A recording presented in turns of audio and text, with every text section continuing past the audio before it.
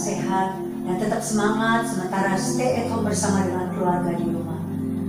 Saat ini kita sedang menantikan kapan wabah yang melanda bangsa kita segera berakhir. Dan kita sangat membutuhkan kekuatan yang daripada Tuhan untuk bisa melewati musim kehidupan saat ini. Berapa banyak Bapak Ibu yang memerlukan kekuatan yang daripada Tuhan. Karena hanya dengan kekuatan yang daripada Tuhan kita bisa melewati musim kehidupan ini. Dan kita masih bisa tetap bertahan. Karena ada tangan Tuhan yang kuat yang menopang setiap kita. Mari pagi hari ini kita mau mengangkat tangan iman di hadapan Tuhan. Kita mau sama-sama menaikkan pujian yang berkata, Engkaulah perisaiku yang menopang hidupku.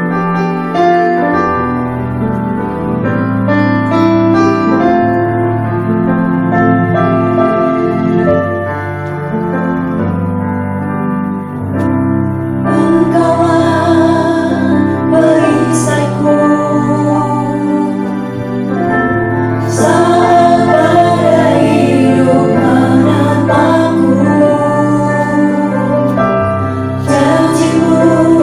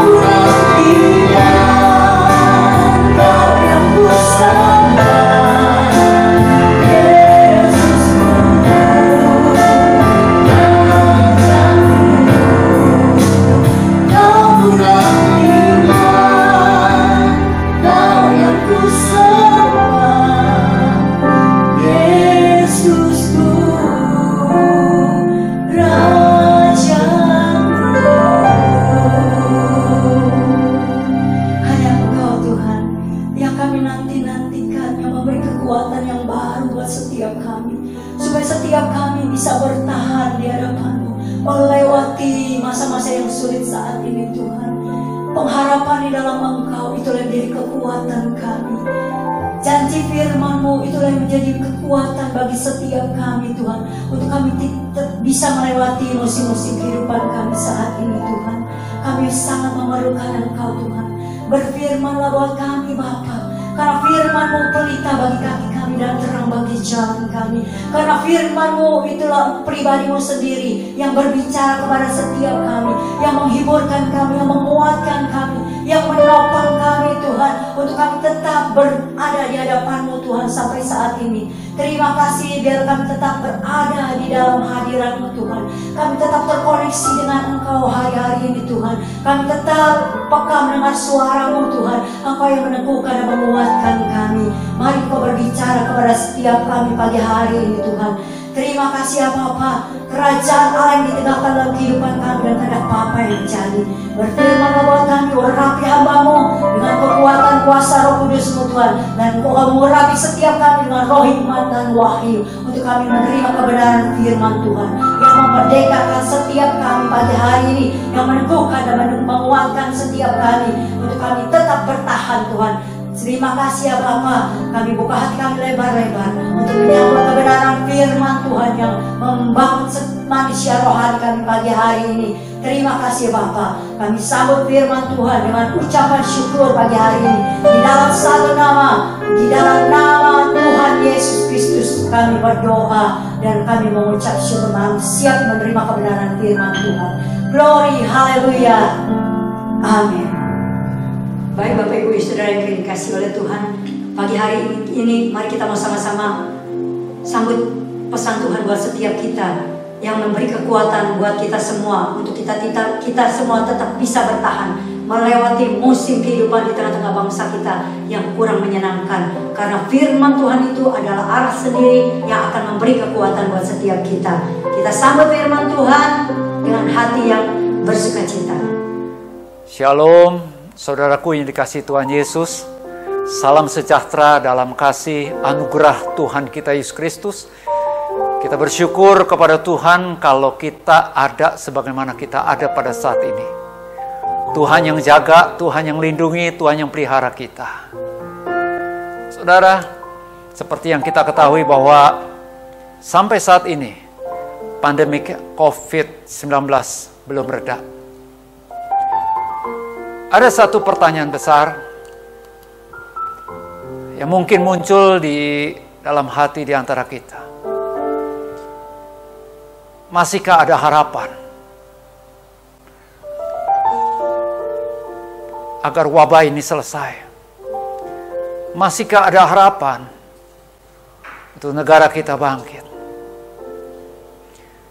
Saya punya falsafah, selama hayat masih di kandung badan, selama itu pula masih ada harapan.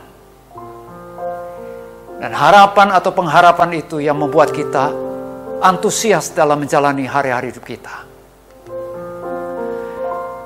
Mungkin ada di antara kita yang sempat bertanya dalam hati, masihkah Allah memperhatikan kita? Apakah Allah hadir di tengah-tengah kita? Apakah Allah masih mengasihi kita? Apakah hidup kita tersembunyi di hadapan Allah? Saudara, pertanyaan ini ternyata pernah dilontarkan juga oleh bangsa pilihan Tuhan, yaitu Israel. Ketika mereka mengalami tekanan yang begitu berat, penderitaan dan kesukaran yang sangat berat, sampai dikatakan tidak ada masa depan. Tidak ada masa depan, apalagi masa depan yang cerah. Ketika mereka ada di dalam pembuangan, penindasan oleh bangsa yang menjadinya. Saudara, pada saat itu firman Tuhan datang kepada bangsa Israel melalui hambanya Nabi Yesaya. Dan ini yang saya ingin sampaikan kepada saudara. Ini juga firman yang datang kepada kita, yang menjadi pegangan dalam hidup kita khususnya saat ini. Yaitu dalam Yesaya 40 ayat 26 sampai 31.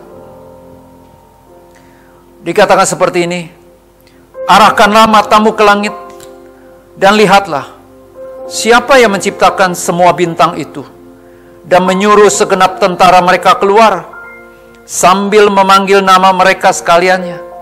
Satu pun tiada yang tak hadir, oleh sebab Ia Maha Kuasa dan Maha Kuat. Mengapakah engkau berkata demikian, hai Yakub, dan berkata begini, hai Israel, hidupku tersembunyi dari Tuhan, dan hakku tidak diperhatikan Allahku? Tidakkah kau tahu, tidakkah kau dengar? Tuhan ialah Allah kekal, yang menciptakan bumi dari ujung ke ujung. Ia tidak menjadi lelah, dan tidak menjadi lesu, tidak terduga pengertiannya. Dia memberi kekuatan kepada yang lelah, dan menambah semangat kepada yang tiada berdaya. Orang-orang muda menjadi lelah dan lesu, dan teruna-teruna jatuh tersandung.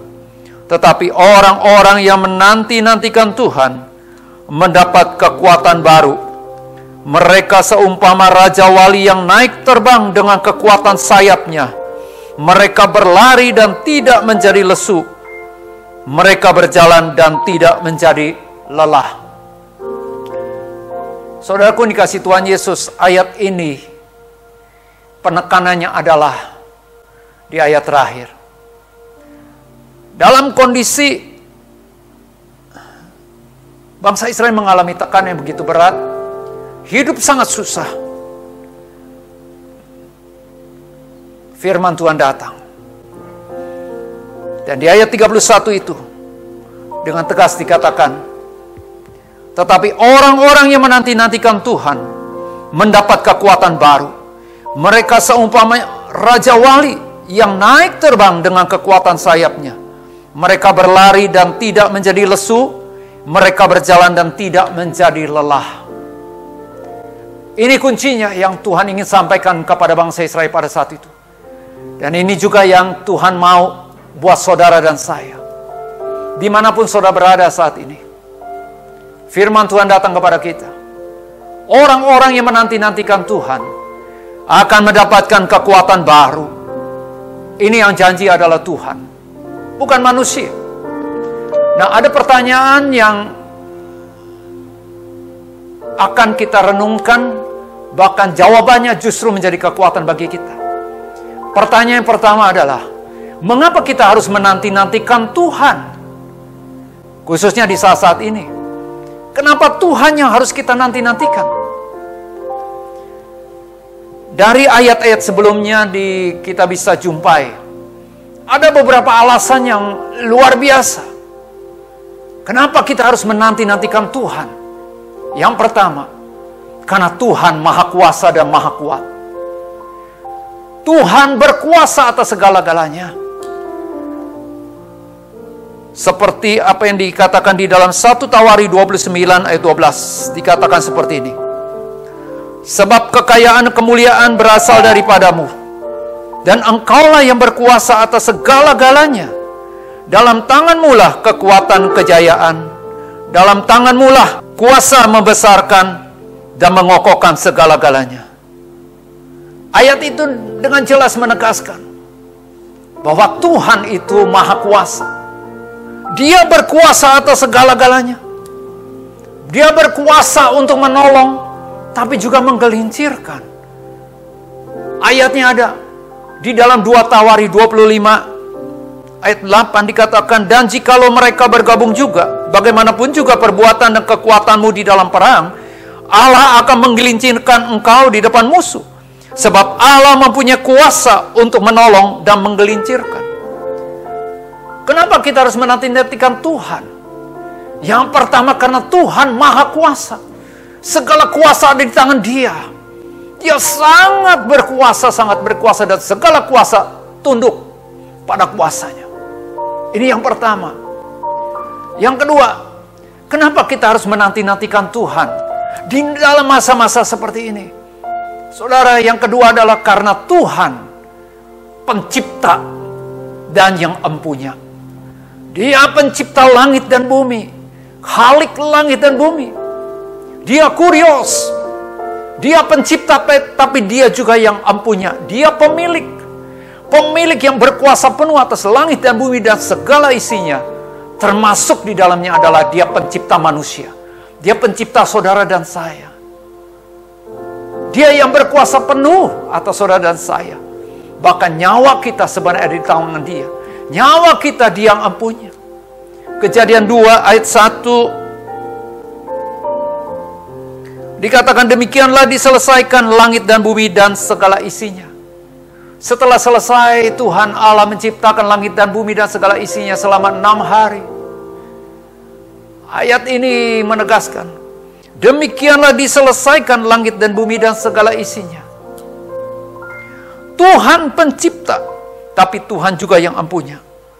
Dalam Ulangan 10 ayat 14 dikatakan sesungguhnya Tuhan Allahmu lah yang empunya langit, bahkan langit yang mengatasi segala langit dan bumi dengan segala isinya.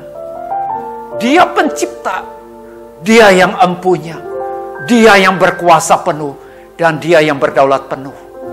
Amin. Alasan yang ketiga, kenapa kita menanti-nantikan Tuhan dalam hidup kita? Yang ketiga, karena dia adalah Tuhan Allah yang kekal. Ulangan 33 ayat 27 mengatakan Allah yang abadi adalah tempat perlindunganmu, dan di bawahmu ada lengan-lengan yang kekal. Ia mengusir musuh dari depanmu dan berfirman punahkanlah. Kalimat pertama dikatakan Allah yang abadi adalah tempat perlindunganmu. Allah yang abadi, Allah yang kekal. Apa arti kekal? Tidak tergoncangkan, tidak akan pernah tergoyangkan oleh apapun juga. Kuasanya kekal, tetap berkuasa penuh. Dia tetap maha kuasa, dia tetap Allah. Kasihnya kekal. Puncak daripada Allah menyatakan kasihnya kepada kita ketika dia mengaruniakan anaknya yang tunggal Yesus Kristus, supaya barang siapa yang percaya kepadanya tidak binasa melainkan beroleh hidup yang kekal. Yesus Kristus adalah perwujudan kasih Allah kepada dunia ini, kepada saudara dan saya, kepada siapapun.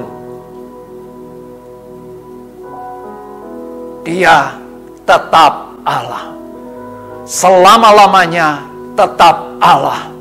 Sekalipun saudara dan saya, banyak manusia meragukan keberadaan Allah, dia tetap Allah. Kita mau mengakui Allah atau tidak, dia tetap Allah. Dan dia tetap maha hadir.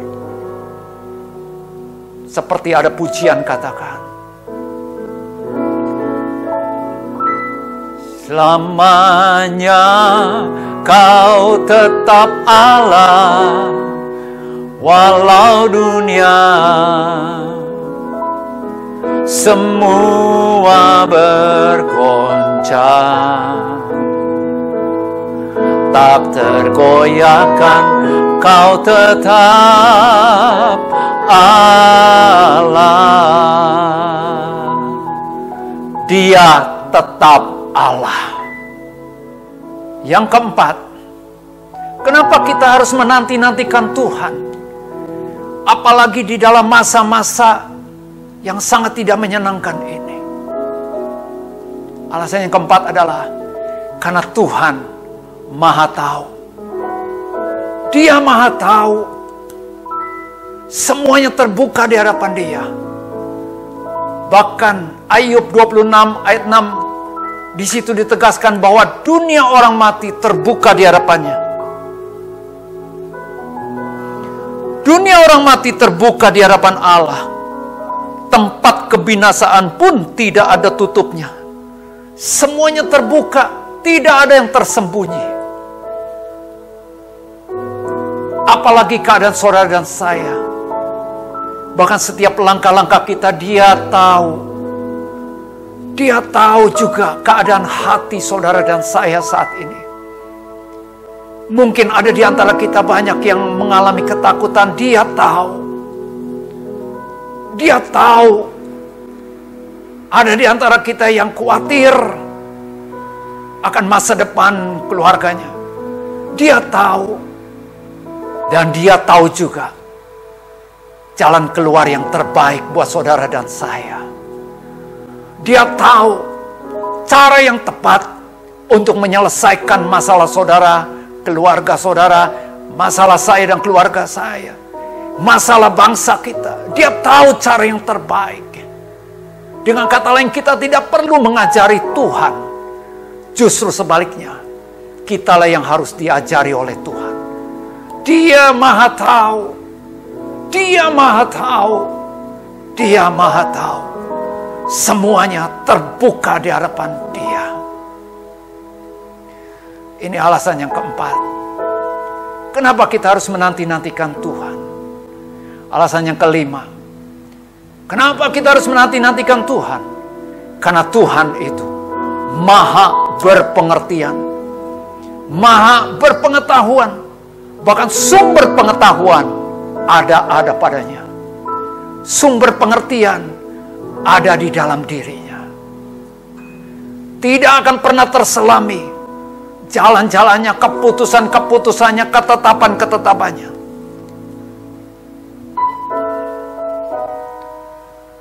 Roma 11 ayat 33 dan 34 dikatakan, oh alangkah dalamnya kekayaan, hikmat dan pengetahuan Allah. Sungguh tak terselidiki keputusan-keputusannya, dan sungguh tak terselami jalan-jalannya. Sebab siapakah yang mengetahui pikiran Tuhan? Atau siapakah yang pernah menjadi penasihatnya? Kita bersyukur kepada Tuhan Yesus.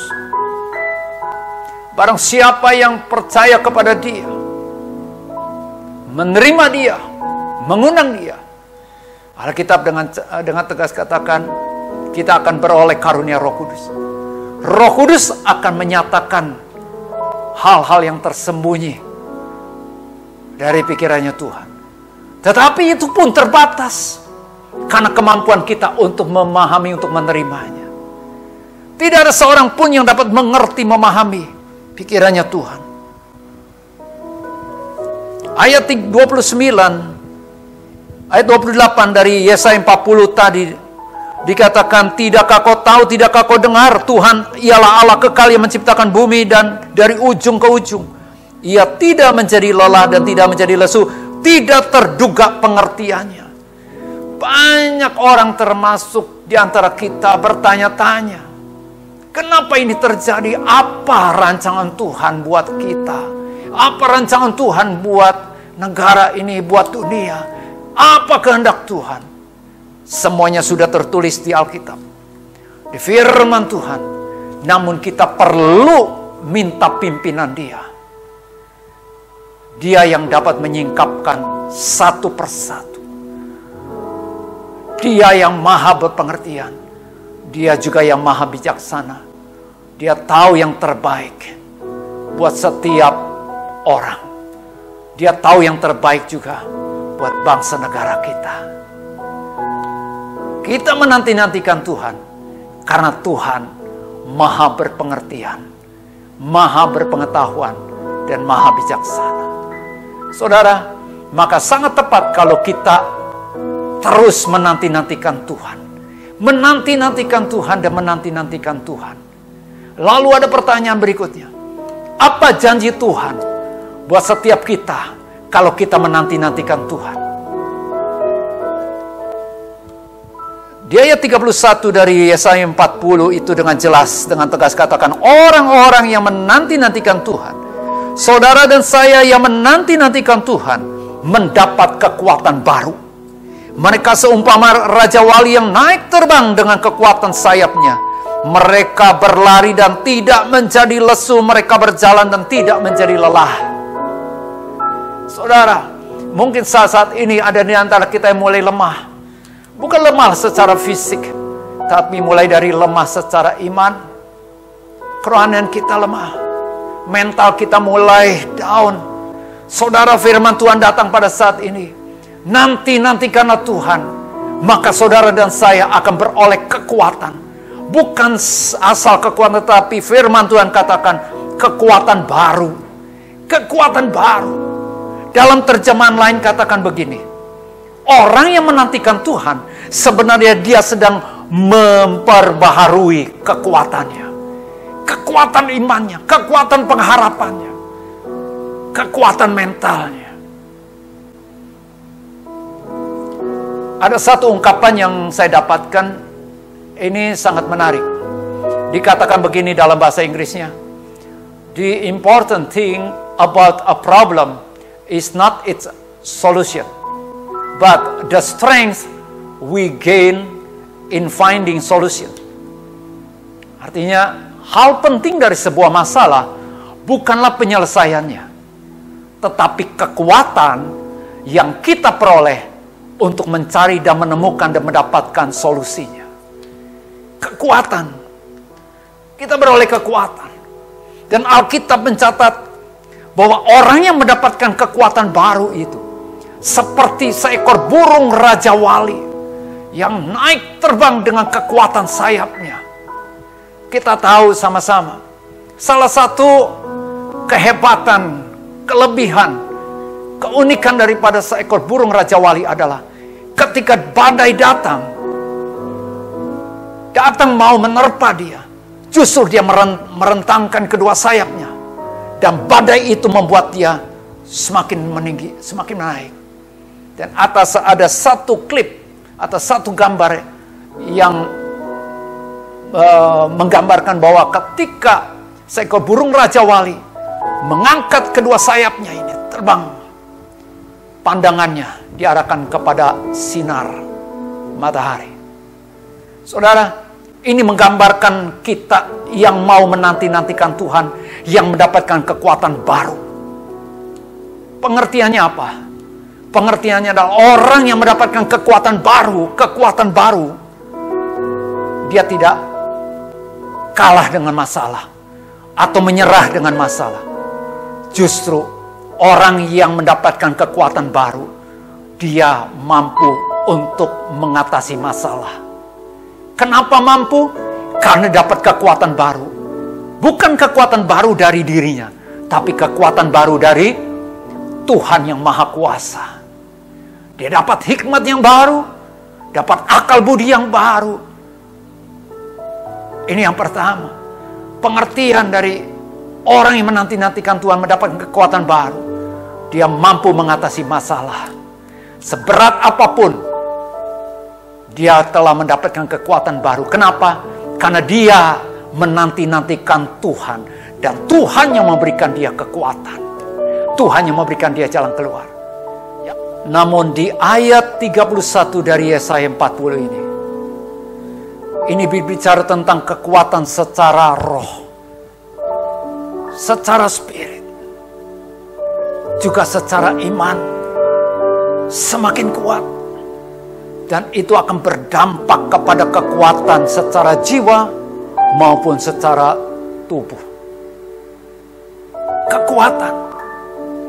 Jadi bagi orang-orang yang menanti-nantikan Tuhan, dalam segala keadaan apapun juga termasuk keadaan saat ini, tetap antusias, tetap semangat, maju terus.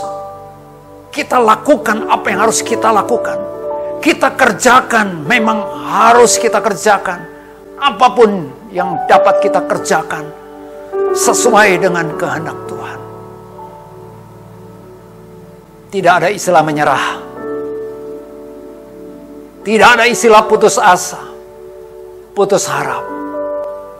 Orang yang menanti-nantikan Tuhan, dia memiliki pengharapan, hopeful. Bahkan orang yang mendapatkan kekuatan baru, dia dapat menguatkan orang lain. Dia dapat menguatkan sesama, menguatkan anggota keluarga. Kuncinya menanti-nantikan Tuhan. Nah, pertanyaan berikutnya, bagaimana kita menanti-nantikan Tuhan? Bagaimana caranya? Apa yang dimaksud dengan menanti-nantikan Tuhan? Orang yang menanti-nantikan Tuhan mendapatkan kekuatan baru. Seperti seekor burung Raja Wali yang naik terbang dengan kekuatan sayapnya. Saudara, kata menanti-nantikan ini ternyata punya pengertian adalah menunggu. Menunggu dengan penuh harap. Bukan menunggu asal saja, boleh datang, boleh tidak. No. Menunggu di sini adalah benar-benar menunggu. Yang kedua adalah mengharapkan. Mengharapkan sekali. Kalau bahasa umumnya, bahasa anak-anak kita, mengharapkan banget. Menanti-nantikan Tuhan, mengharapkan banget akan Tuhan. Pengertian selanjutnya menanti-nantikan adalah mengandalkan. Mengandalkan Tuhan lebih daripada mengandalkan apapun. Dan pengertian berikutnya menanti-nantikan Tuhan adalah mencari dengan penuh semangat. Mencari. Kata mencari bukan berarti Tuhan hilang. Tidak. Artinya ada effort, ada usaha. Begitu semangatnya. Begitu luar biasanya. Memang ada harga yang harus kita bayar. Waktu kita harus sisihkan untuk kita menanti-nantikan Tuhan. Dalam kita menjalankan segala kegiatan aktivitas kita, tiap hari kita tetap menanti-nantikan Tuhan. Nah, saudara, untuk lebih jelasnya lagi, apa yang kita lakukan di dalam menanti-nantikan Tuhan? Saya ingin ajak saudara kita baca dari Mazmur 25 ayat 5. Dikatakan seperti ini, bawalah aku berjalan dalam kebenaran-Mu dan ajarlah aku sebab Engkaulah Allah yang menyelamatkan aku. Engkau ku nanti-nantikan sepanjang hari. Ternyata pemazmur katakan, menanti-nantikan itu bukan sebulan sekali, seminggu sekali. Tapi menanti-nantikan Tuhan itu tiap hari, sepanjang hari. Mazmur 33 ayat 20. Jiwa kita menanti-nantikan Tuhan. Dialah penolong kita dan perisai kita. Mazmur 130 ayat 5 dikatakan, aku menanti-nantikan Tuhan, jiwaku menanti-nanti, dan aku mengharapkan firman-Nya. Saudara, ternyata bukan secara tubuh jasmani kita menanti-nantikan Tuhan, tapi dimulai dari jiwa kita. Kita tahu sama-sama jiwa ini terdiri dari kemauan, perasaan, dan pikiran kita. Benarkah ketiga hal ini, tiga unsur jiwa kita benar-benar fokus kepada Tuhan? Jiwa kita yang mengharapkan Tuhan. Jiwa kita yang merindukan Tuhan. Apalagi dalam masa-masa sekarang ini. Siapa yang sanggup memberikan kekuatan baru kepada saudara dan saya? Selain pencipta saudara dan saya. Selain yang maha kuasa. Dan juga yang begitu mengasihi saudara dan saya.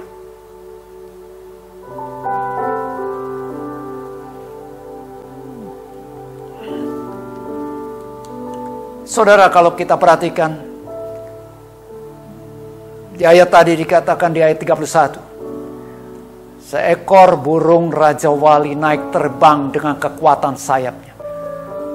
Kita sama-sama yakin, bukan satu sayap, dua sayap. Tapi dua sayap juga seimbang.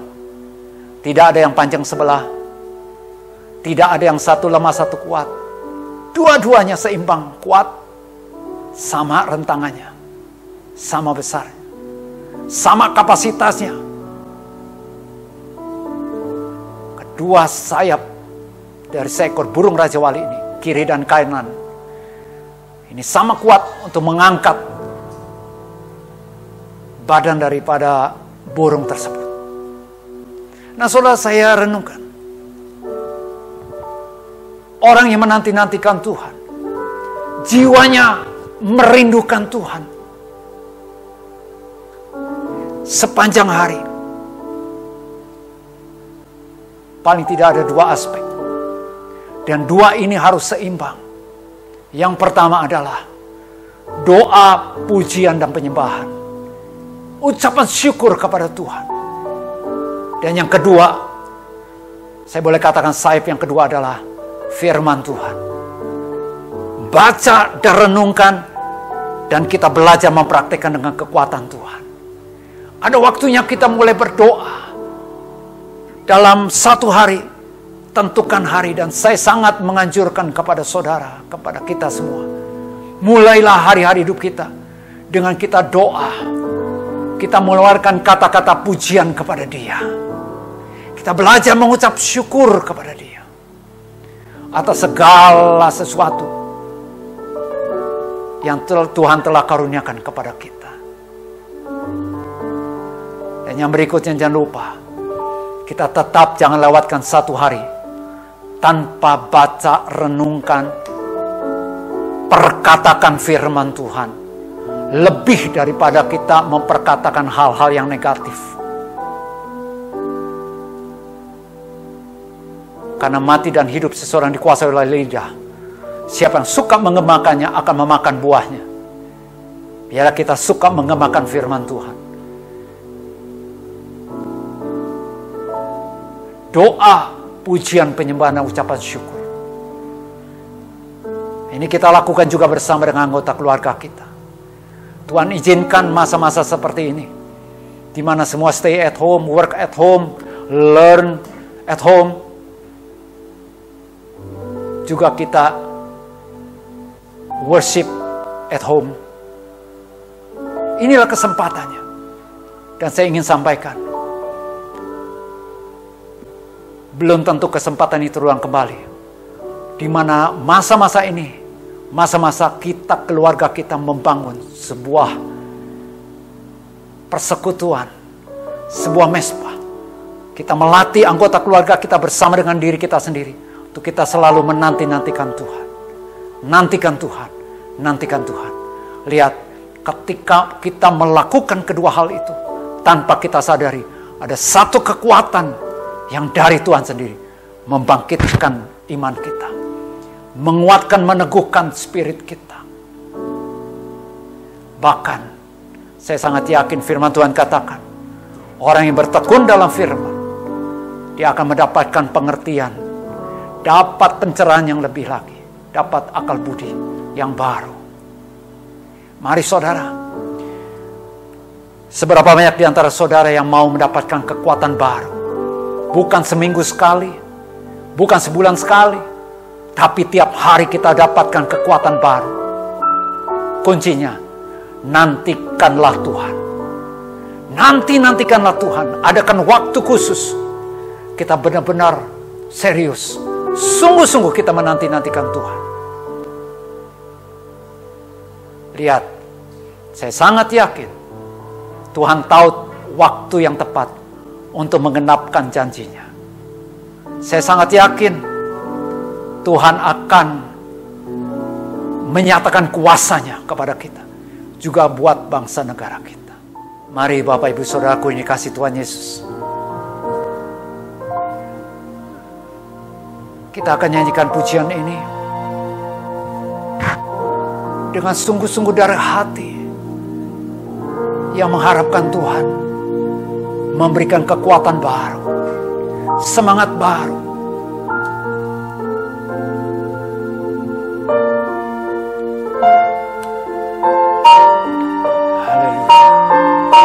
Haleluya, haleluya. Puji Tuhan, puji Tuhan. Ku nantikan janji Allah digenapi dalamku. Ku harapkan yang terbaik terjadi di dalamku, yang ku tahu Dia kerjakan seturut firman-Nya bagi kemuliaan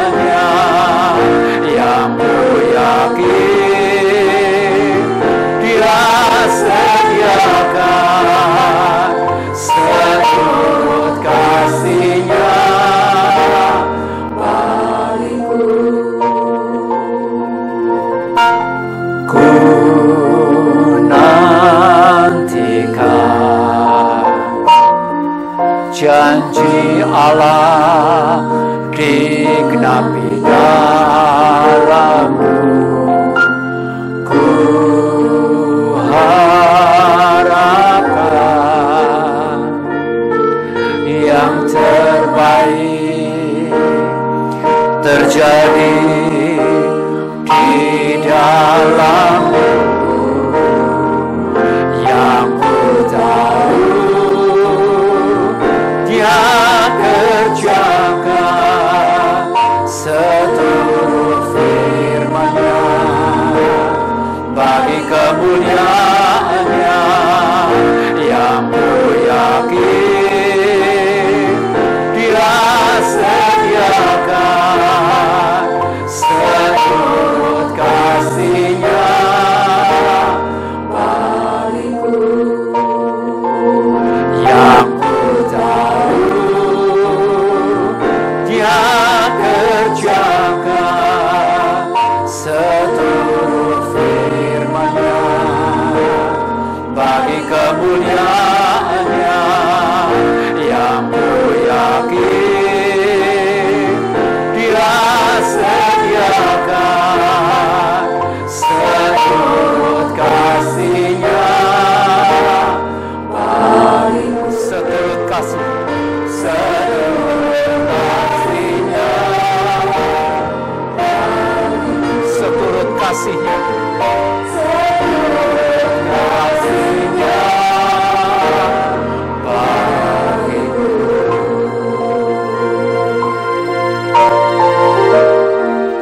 Siapa di antara saudara yang saat ini membutuhkan kekuatan baru, boleh saudara taruh tangan saudara di dada saudara. Saya mau berdoa buat saudara. Tuhan, Kau lihat tangan-tangannya telah diletakkan di dadanya masing-masing. Saat ini Kau lihat hatinya yang rindu, hati yang sungguh-sungguh menanti-nantikan Engkau Tuhan. Menantikan jawaban-Mu, menantikan kekuatan-Mu, menantikan janji-Mu Tuhan, menantikan kuasa-Mu, menantikan hikmat-Mu, menantikan jalan keluar dari-Mu Tuhan. Dan saat ini Tuhan, hamba mohon, kuatkan mereka Tuhan, kuatkan mereka di dalam nama Tuhan Yesus Kristus. Dalam nama Yesus, Tuhan bimbing kami semua untuk kami tiap hari kami selalu menanti-nantikan Tuhan. Hati kami hanya terfokus kepada Tuhan. Awal hari-hari hidup kami, pagi hari kami mau belajar berdoa, mengucap syukur, memuji dan menyembah-Mu Tuhan.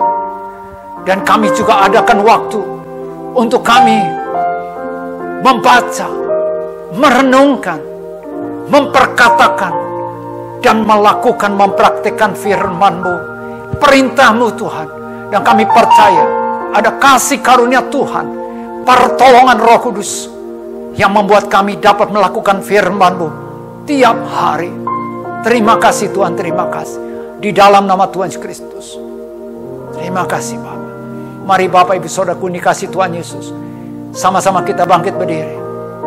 Mari kita buka kedua tangan kita. Arahkan hati terus kepada Tuhan Yesus. Dialah penciptamu. Dialah adalah yang mempunyai dirimu. Bahkan masa depan Tuhan telah tetapkan. Masa depannya penuh harapan. Tuhan memberkatimu dan melindungimu. Tuhan menyinarimu dengan wajahnya dan memberikan kasih karunia. Tuhan menghadapkan wajahnya senantiasa kepada saudara dan saya dan memberikan damai sejahtera. Kasih Allah Bapa di sorga, kasih karunia Tuhan Yesus Kristus, dan persekutuan Roh Kudus menyertai kita semuanya. Mulai saat ini sampai Maranatha, Tuhan Yesus Kristus datang kembali menjemput kita semuanya. Dalam nama Tuhan Yesus Kristus, yang percaya sama-sama katakan amin. Tuhan Yesus memberkati. Tetap semangat, tetap kuat, tetap setia menanti-nantikan Tuhan. Shalom, happy Sunday.